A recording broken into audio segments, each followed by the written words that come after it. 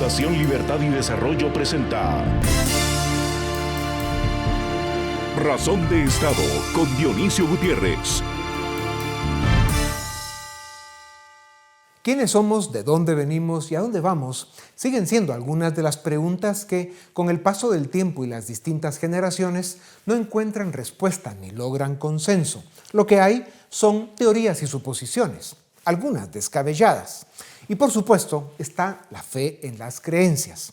Lo que está claro es que somos la especie dominante, o al menos eso nos creemos, en un planeta del sistema solar que se llama Tierra, que es parte de una galaxia que se llama Vía Láctea, que a su vez está en algún lugar del firmamento del universo donde hay millones de galaxias como la nuestra. La historia y las distintas culturas nos han heredado la dimensión religiosa, varias de ellas, que aunque no lo digan, compiten entre sí. Y en el mundo de hoy, de forma acelerada, la gente se aleja de esas religiones y de las iglesias, e incluso de la dimensión espiritual. Los resultados no son alentadores.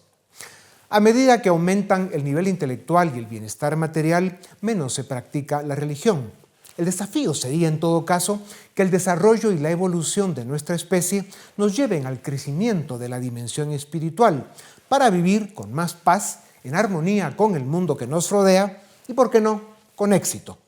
¿Se ha preguntado usted alguna vez si es más importante saber o creer? ¿Qué es la fe? ¿La necesitamos para sobrevivir en estos tiempos? Al final, pareciera que es más seguro no buscar en la teoría lo que nos hace ser mejores, pues lo único que lo logra es ser mejores, con acciones y con hechos. Esto es siempre lo que vale, lo que pesa y lo que cuenta. Enfrentar la vida con valor y honradez es lo que hace digno al ser humano y lo que nos permite respetarnos a nosotros mismos. Esto es una victoria espiritual. Nuestro reto, nuestro compromiso debe ser construir desde lo semejante y crecer desde lo diferente, demostrar la grandeza del ser humano, los milagros que cuando quiere puede realizar en su vida y en la vida de los demás. ¿Qué regalo nos daríamos los humanos si abrimos nuestra mente y nuestro corazón para construir sociedades más abiertas y dispuestas al trabajo en equipo, formulando sumas que multipliquen para construir sociedades de ciudadanos más solidarios y capaces de rescatar la esperanza por la vida y la ilusión en el futuro? La religión ha sido una constante en la evolución de la sociedad humana, modelando las creencias individuales y la forma en que interactuamos colectivamente, para bien y para mal. La historia está llena de capítulos de terror, por lo que se hacía desde los poderes político, militar y religioso. El tiempo y el aprendizaje nos permitieron evolucionar. El debate hoy se da entre la religión y la espiritualidad. En una era moderna, a la que críticos y especialistas señalan por la alta velocidad a la que se vive, por consumista y por frívola y materialista. ¿Es cierto? ¿Cómo lo ve usted? ¿Cómo se sienten usted y su familia? Lo que está claro es que la especie humana sigue buscando el sentido del orden interior, significado y propósito en la vida. Un estudio de Gallup indica un cambio significativo en la orientación religiosa y espiritual de los estadounidenses, con un 47% describiéndose como religiosos, lo que representa una disminución de 7 puntos porcentuales desde 1999. En América Latina, región de tradición católica, se observa una tendencia hacia la secularización y al crecimiento de las variantes evangélicas. Según la revista británica The Economist, el catolicismo ha visto un declive, pasando de ser la fe del 80% de la población en 1995 a solo el 56% en la actualidad. Aunque ha aumentado el número de evangélicos, también se ha incrementado significativamente la proporción de personas sin afiliación religiosa, llegando al 16%. ¿Camina el mundo hacia sociedades religiosas? Este cambio y esta tendencia reflejan una transformación profunda en el tejido social de Estados Unidos y América Latina. Y en el resto del mundo, las otras religiones también viven sus propias dinámicas. En Estados Unidos, Las variaciones en las creencias religiosas o espirituales son más pronunciadas por identificación de partido político y edad, destacando una caída en la identificación religiosa entre los demócratas, de un 60% en 1999 a un 47% en 2023. En América Latina, la disminución del catolicismo, junto con el auge del evangelicalismo y el incremento de las personas sin afiliación religiosa, implica profundas consecuencias sociales y políticas, especialmente entre los jóvenes. La creciente secularización en la región está vinculada a un mayor liberalismo en temas como el aborto y el matrimonio igualitario. Esto sugiere una tendencia paralela en Estados Unidos, donde las orientaciones religiosas y espirituales también están en transición. La influencia de algunas corrientes evangélicas en la política refleja un movimiento hacia el conservadurismo cristiano, que une a evangélicos y católicos en torno a cuestiones sociales conservadoras, especialmente en debates sobre sexualidad y el matrimonio entre personas del mismo sexo. Los niveles de conflictividad en el mundo, la epidemia de depresión en casi todas las sociedades y el preocupante aumento de suicidios son clara evidencia de que los habitantes del planeta vivimos una era de cambio exponencial y desencuentro que no estamos sabiendo encajar. Una investigación mostró que la asistencia semanal a servicios religiosos podría reducir hasta 5 veces el riesgo de suicidio comparado con quienes no asisten. Esto sugiere una dimensión adicional en el valor de la espiritualidad y la religión en la promoción del bienestar mental de las personas. La realidad es que el ámbito espiritual sigue siendo crucial en el desarrollo de la sociedad, y su práctica ayuda de muchas maneras a que las comunidades se comprendan mejor a sí mismas y que sus integrantes puedan interactuar con mejores resultados.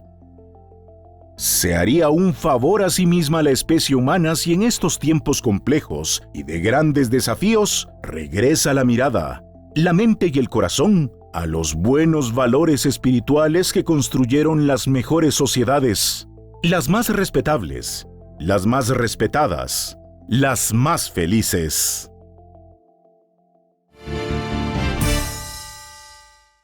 La historia nos enseña que la mejor compañera de la libertad es la responsabilidad. Las sociedades más exitosas dan cuenta de ello. Y cuando a la libertad con responsabilidad le acompañan valores espirituales, éticos y morales, pues se abre el camino para alcanzar mayores niveles de desarrollo humano y prosperidad. Uno de los grandes dilemas de los tiempos que vivimos tiene que ver con el hecho de que hay evidencia que indica que a mayor nivel educativo y a mayor nivel de bienestar material, menos contacto con la religión e incluso con una vida espiritual. ¿Explicaría esto los síntomas crecientes de crisis emocional y decadencia social que presentan un número también creciente de personas en la mayoría de las sociedades? Para conversar sobre lo que puede ser uno de los temas que más intrigan y afligen a la especie humana, tengo el gusto de presentarles a Gabriel Zanotti, doctor en filosofía, profesor universitario, escritor y conferencista. Doctor Zanotti, bienvenido a Razón de Estado. La verdad está en crisis. La política y las sociedades occidentales presentan síntomas de decadencia. Los ingresos no llenan las expectativas. El modelo autoritario e inhumano que ofrece el eje chino-ruso-iraní está ganando espacio. ¿Es rescatar y fortalecer los valores occidentales lo que traería calma a esta tormenta perfecta? ¿Qué papel juega en esto la dimensión espiritual? Bien, Michael Novak, en el famoso libro El espíritu del capitalismo democrático, afirmó que antes de un sistema político de Estado de Derecho y una economía de mercado hay un sistema moral cultural. Entonces, yo creo que en determinado momento en la historia de Occidente, en la Declaración de Independencia de los Estados Unidos, en el Bill of Rights, había un sistema moral cultural judío-cristiano que acompañó con valores judío-cristianos abiertos a todo el mundo, porque uno de esos valores fue la libertad religiosa, que en ese momento se consagró. Esos valores judío-cristianos acompañaron el desarrollo político y económico, por ejemplo, de los Estados Unidos, como a mí me gusta decir, originarios de entonces, ¿no?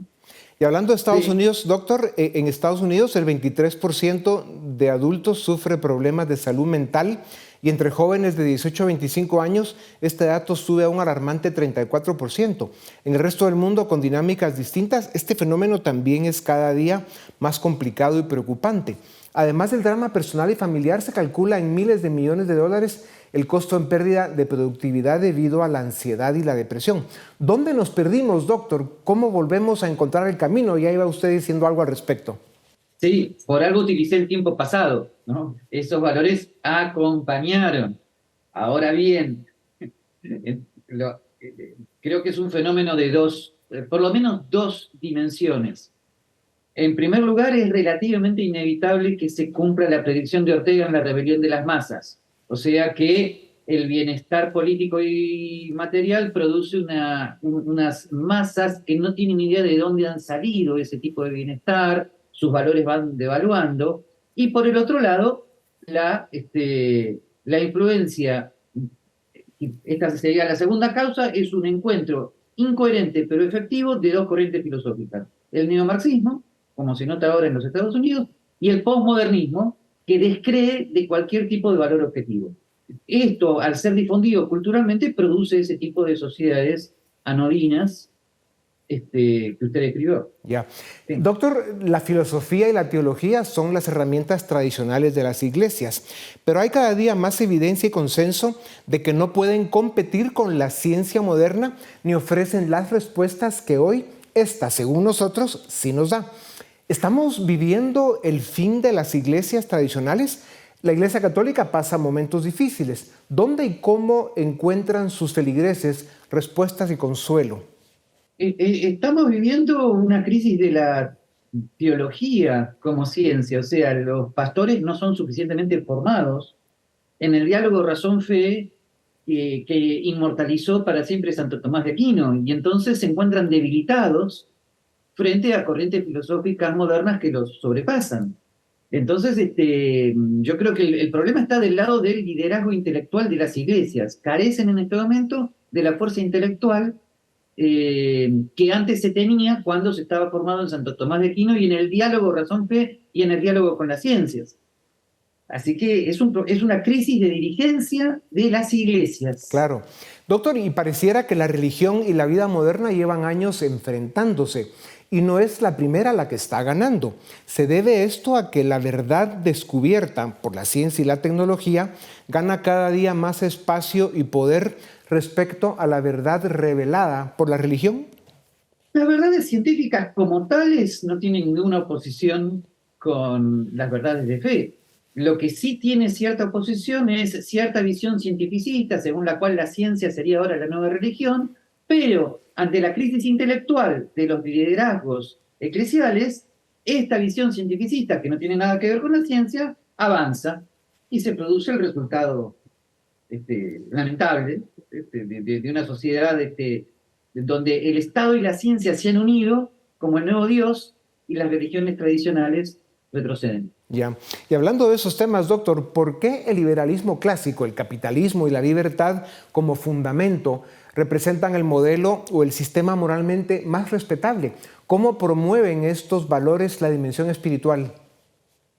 Vuelvo a decir, hay una dimensión espiritual que, por lo menos en Estados Unidos, en el Acton Institute en los años 80, con Michael Novak, Robert Sirico,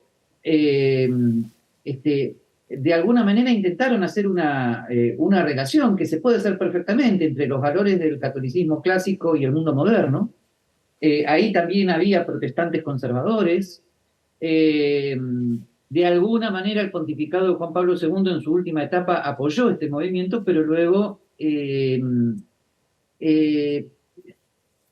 alguna manera todo esto se acabó y es difícil recuperarlo, pero hay que intentarlo, hay que volver a esa... Claro. Doctor, en los segundos que nos quedan, ¿pueden la fe y la razón trabajar juntas para enfrentar los desafíos éticos y morales de la sociedad actual? Deben trabajar juntas, una se alimenta a la otra.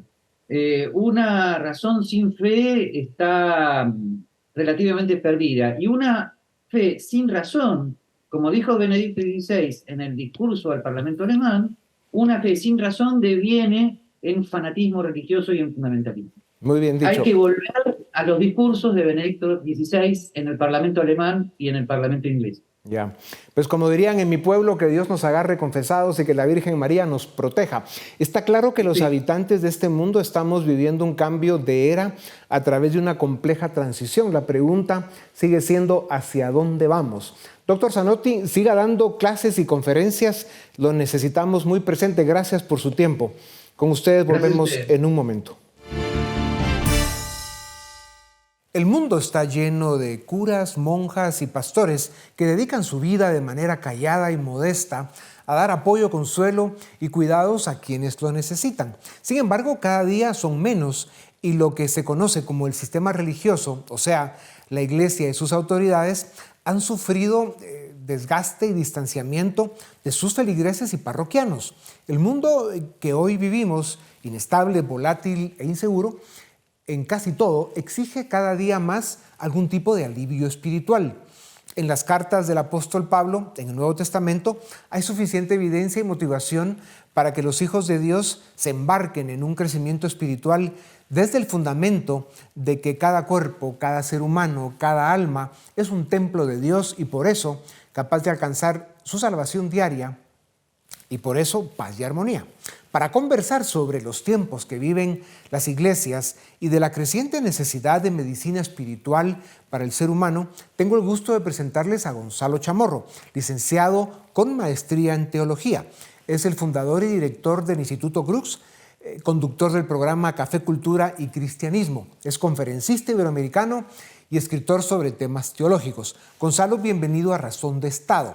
Pareciera una contradicción en estos tiempos de tanta necesidad de alivio espiritual, pero en el cristianismo la iglesia protestante crece de manera más lenta respecto al pasado, al mismo tiempo que la iglesia católica se reduce.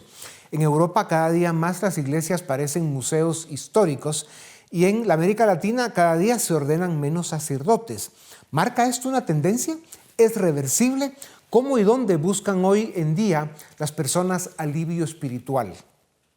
A mí me parece que lo que está decayendo es la histórica expresión del confesionalismo y el denominacionalismo. Un estudio de Barna, recientemente del año 2024, analiza a la generación Z de los 12 a los 27 años y a la generación millennial hasta los 42 años, y la generación plantea de que tiene una aproximación a Jesús, pero no necesariamente a la iglesia en cuanto a institución. Creo yo, desde mi perspectiva, a grandes rasgos, que lo que está decayendo es la confesionalidad o la institucionalidad, y sin embargo hay una apreciación mucho más a la figura de Jesús de Nazaret. Cuando dices confesionalidad, ¿a qué te refieres? Me refiero mucho a la denominación, me refiero mucho a la institución, me refiero mucho a lo que históricamente se ha entendido como, por ejemplo, la tradición de la Iglesia Católica Apostólica Romana, la Iglesia Ortodoxa, la Iglesia evangélica, la Iglesia presbiteriana. A esa conceptualización histórica no hay una apreciación. Gonzalo, cada vez que las iglesias se han acercado a las coyunturas políticas, al espacio ideológico o a los juegos del poder, ha salido herida y con pérdida de feligreses. ¿Hay suficiente evidencia que indique que lo que más conviene a las iglesias es quedarse en la dimensión espiritual?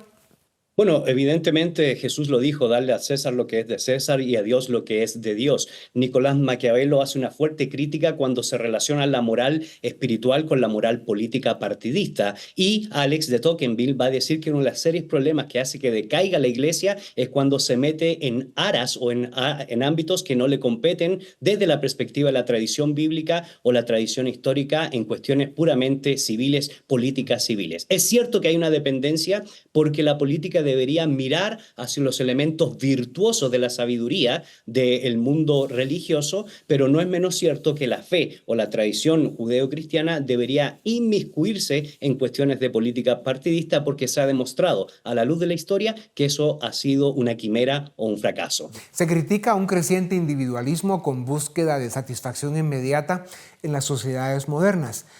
Lo que está claro es que la calidad de vida espiritual está cayendo. Cada día hay más gente sufriendo, aunque tenga mucho dinero. ¿Cómo se puede y se debe recuperar la espiritualidad y a dónde va el mundo con la tendencia actual si no lo hacemos?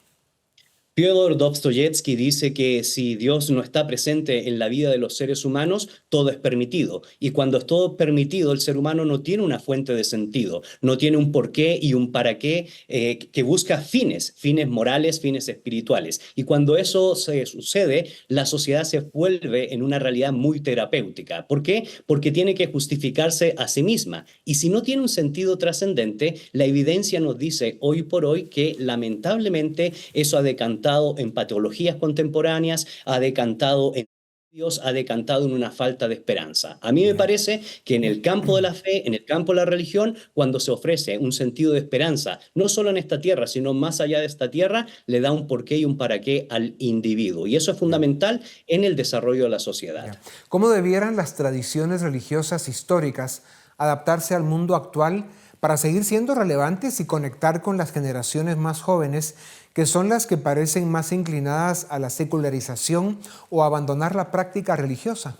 A mí me parece que tienen que seguir manteniendo la importancia de la verdad, en mi caso que pertenezco a una tradición judeocristiana, la verdad de Jesús. Y sin embargo, hay que aprender a cambiar las formas en cómo se transmite esa verdad, que es la justicia, el amor, la esperanza. Lo que yo digo es, no cambiamos el fundamento, pero sí es necesario que la iglesia se actualice, que aprenda a utilizar las nuevas dimensiones del mundo digital, por ejemplo, que podamos ser profesionales en expresar un mensaje de esperanza de manera bella, pero utilizando la tecnología que nos permite poder llegar a todos los rincones del entero planeta. Entonces, simple y sencillamente, no cambiamos el fundamento de la esperanza, la verdad y la justicia, pero sí cambiamos las formas para poder ser relevante a una nueva generación que necesita conocer más de estos lineamientos que embellecen el alma humana. Clarísimo. Gonzalo, los segundos que nos quedan. La polarización política y social en muchas sociedades es creciente y evidente. ¿Cuál debería ser la contribución de las comunidades religiosas para fomentar el diálogo, la comprensión mutua y la reconciliación? Bueno, lo primero que tengo que decir es que una iglesia, una denominación o una confesión de fe nunca debe atacar a la persona por sí misma, sino más bien debe procurar la solidaridad, el bien común y, por supuesto, poder comprender que el evangelio es una buena noticia y eso incluye no solo pensar en el individuo, sino en las demás personas. Y cuando en el campo político se le pide ayuda al mundo religioso, el mundo religioso debe estar dispuesto a trabajar en conjunto para poder procurar una sociedad de bien, pujante y que se exponga el florecimiento humano. Así como todas las dimensiones de la vida personal se enfrentan a cambios y transformaciones severas para encajar en el mundo de hoy, parece ser que la religión, para volver a estar en el centro de la vida de la gente, también tendrá que hacerlo. Mientras tanto, una vida espiritual comprometida es el resguardo más seguro para sobrevivir. Gonzalo, muchas gracias por ser parte de la solución. A ustedes también gracias por acompañarnos una vez más. Esto es Razón de Estado.